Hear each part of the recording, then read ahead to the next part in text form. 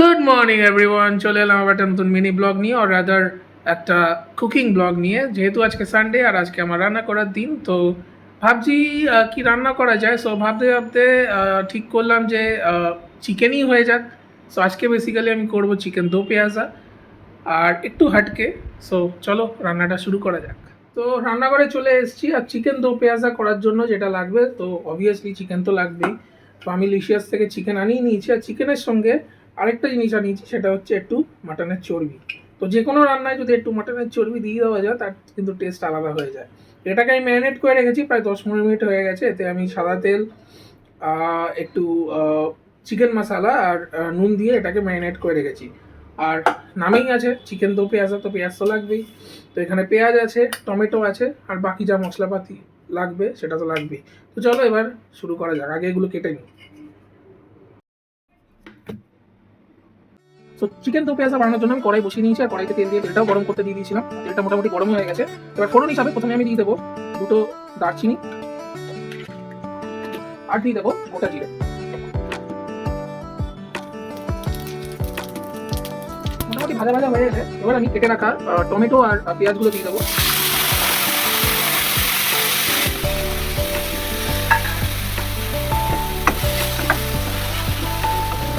পেঁয়াজগুলো দিয়ে একটু কিছুক্ষণ ভাজতে হবে, যতক্ষণ না পেঁয়াজের একটু হালকা ব্রাউন কালার আসছে, ততক্ষণ আমাদের একটু ভেজে নিতে হবে। দেখতেই পাচ্ছ হালকা ব্রাউন কালার চলে এসছে। এবার আমি মশলাগুলো দিয়ে দেবো। মশলাতে প্রথমে যেটা দেবো সেটা হচ্ছে অবশ্যই হলুদ গুঁড়ো,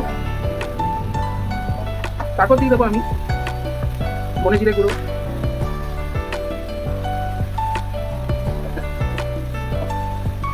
কাশ্মীরি লাল মির্চ,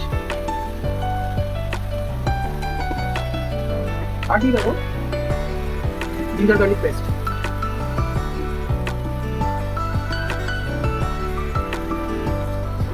করে এবার মশলাটাকে আমাকে কষাতে হবে ভালো করে। মোটামুটি দেখো মশলাটা কষে গেছে। এবার আমি দিয়ে দেবো মেটে রাখা কাজু।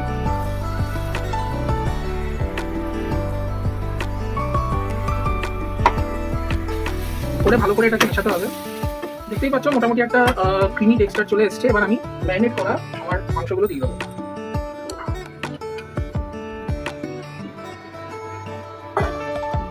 দিয়ে এবার ভালো করে এটাকে মেশাতে হবে। মোটামুটি আমি চিকেনটাকে ভালো করে মিশিয়ে নিয়েছি। এবার আমি দিয়ে দেবো ফাটিয়ে রাখা টক দই। টক দইটা অবশ্যই ফাটিয়ে দিতে হবে। আমি এখানে বেশি জল ইউজ করবো না, কারণ এটা একটু মাখা মাখা হবে। তাই যতটা চিকেনের জলটা ছাড়বে আর এই টক দই এখান থেকেই যতটা জল আসবে আর কি। এবার আমি এটাকে ভালো করে মিশিয়ে দিয়ে দেবো নুন।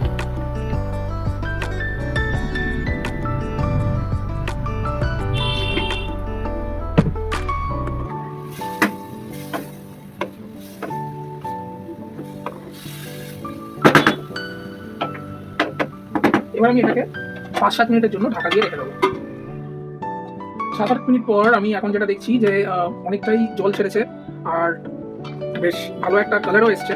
তো এটাকে আরো আমি ফুটতে দেবো। আর বাই দ্য টাইম আমি আরেকটা ফ্রাই প্যানে আরেকটা জিনিস করবো, সেটা তোমাদের দেখাই।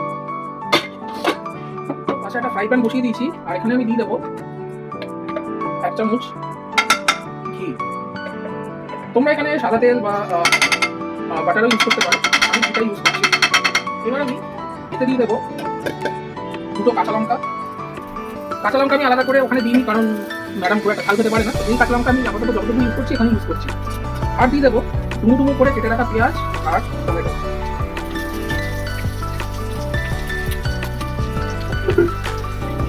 এবার এটাকে আমাকে একটু টস করতে হবে। এখানে আলাদা করে জল বা এসব আমি কিছু ইউজ করবো না, জাস্ট আলাদা করে টস করবো। আর এটা জাস্ট একটু হালকা মানে ভাজা ভাজা হয়ে গেলেই এটাকে আমাকে তুলে নিতে হবে।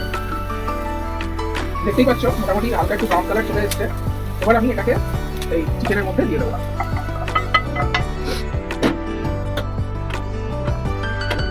এবার এটাকে ভালো করে মেশাতে হবে, মিশিয়ে আবার কিছুক্ষণ ঢেকে রেখে দিতে হবে।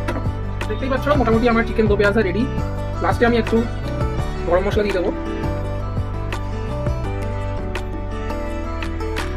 তোমরা চাইলে এখানে একটু এন্ডে ধনেপাতাও অ্যাড করতে পারো। আমার বাড়িতে ধনেপাতা নেই, আমি ধনেপাতা ইউজ করতে পারছি না। যাই হোক, ঝোলটা একটু টেনে নিয়ে তোমাদেরকে একদম ফাইনাল লুকটা দেখাচ্ছি। সো এই হচ্ছে আমার চিকেন দো পেঁয়াজা, আর রবিবারে গরম ভাত বা পরোটার সঙ্গে একেবারে জমে যাবে। আর যদি ভিডিওটা ভালো লেগে থাকে, কি করতে হবে তোমরা জানো, একটা লাইক, একটা শেয়ার, একটা কমেন্ট, আর অবশ্যই আমাকে ইনস্টাগ্রামে অ্যান্ড ফেসবুকে ফলো করে নিও, অ্যান্ড অবশ্যই রুবায়াকেও ফেসবুকে ফলো করে নিও। আর আমাদের ইউটিউব চ্যানেল তো তোমরা জানোই, টুইস্টেড মং, সাবস্ক্রাইব করে আমাদের পাশে দেখো। চলো টাটা, আবার দেখা হচ্ছে কোনো একটা এক্সাইটিং ব্লগে।